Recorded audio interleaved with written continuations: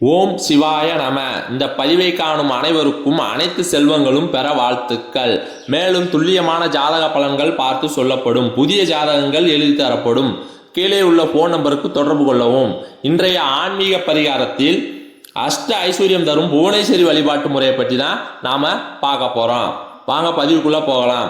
ஒருவர் தன்னுடைய வாழ்க்கையில் செல்வ செழிப்புடன் வாழ வேண்டும் என்றால் அதற்கு மகாலட்சுமியின் அருள் பரிபூரணமாக வேண்டும் என்று கூறப்படுகிறது. அப்படி மகாலட்சுமி அருள் மட்டும் இருந்தால் போதுமா, தனம் மட்டும் கிடைத்தால் போதுமா என்று கேட்டால் கண்டிப்பான முறையில் இல்லை என்றுதான் சொல்ல வேண்டும். அதனால்தான் பலரும் அஷ்டலட்சுமிகளை வழிபடுவார்கள். ஒவ்வொரு லட்சுமிக்கும் ஒவ்வொரு வகையான ஐஸ்வர்யத்தை தரக்கூடிய ஆற்றல் இருக்கிறது. அஷ்டலட்சுமிகளையும் நாம் வழிபடும் பொழுது நமக்கு அஷ்ட ஐஸ்வர்யங்கள் கிடைக்கும் என்று சொல்லப்படுகிறது. அப்படிப்பட்ட அஷ்ட ஐஸ்வர்யங்களையும் தருவதற்கு அஷ்டலட்சுமிகளை வழிபடுவதற்கு இணையான புவனேஸ்வரி வழிபாட்டு முறை பற்றி தான் நாம பார்க்க போறோம். புவனங்களை காத்து ரட்சிக்கும் தாயாக விளங்கக்கூடியவள் தான் புவனேஸ்வரி தாயார். புவனம் என்றால் உலகம் என்று அர்த்தம். ஈஸ்வரி என்றால் ரட்சிக்கும் தாய் என்று அர்த்தம். அதனால் தான் உலகத்தை காத்து ரட்சிக்கும் தாயாக புவனேஸ்வரி விளங்குகிறார். அப்படிப்பட்ட புவனேஸ்வரி தாயை நாம் மனதாக மந்திர ரூபத்தில் வழிபடும் பொழுது அதன் பலன் நமக்கு பல மடங்காக கிடைக்கும் என்றுதான் கூற வேண்டும். இந்த வழிபாட்டை தினமும் செய்தால் மிகவும் அற்புதமான பலன்கள் கிடைக்கும். தினமும் செய்ய இயலாதவர்கள் வெள்ளிக்கிழமை அன்று மட்டுமாவது செய்ய வேண்டும்.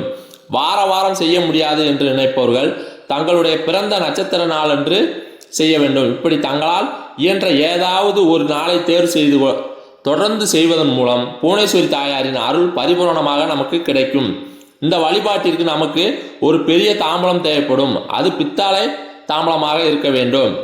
அந்த தாம்பலத்திற்கு மஞ்சள் குங்குமம் இட்டுக்கொள்ள வேண்டும். பிறகு அந்த தாம்பலத்தில் வாழை இலை அல்லது வெற்றிலை அல்லது மா இலை, இந்த 3 இலைகளில் எது கிடைக்கிறதோ அந்த இலையை வாங்கி நாம பயன்படுத்த வேண்டும்.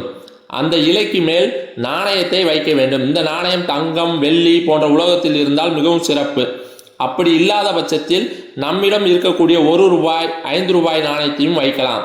எங்கெல்லாம் நமக்கு அஷ்ட ஐஸ்வர்யங்கள் பெருக வேண்டும் என்று நினைக்கின்றோமோ அங்கெல்லாம் நாணயத்தை வைக்க வேண்டும் என்பதால் அதற்கேற்ற எண்ணிக்கையில் நாணயத்தை வைத்துக் கொள்ளுங்கள்.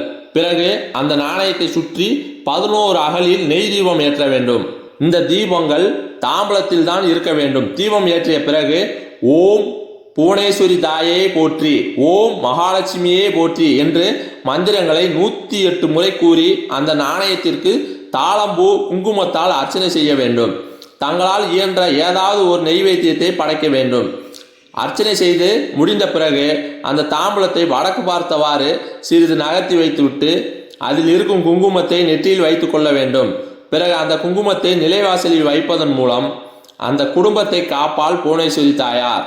உலகத்தை காத்து ரட்சிக்கும் புவனேஸ்வரி தாயாரை நம்பிக்கையுடன் நாம் வழிபட்டால் நம் இல்லத்தையும் காத்து ரட்சிப்பார் என்பதில் எந்த சந்தேகமும் இல்லை.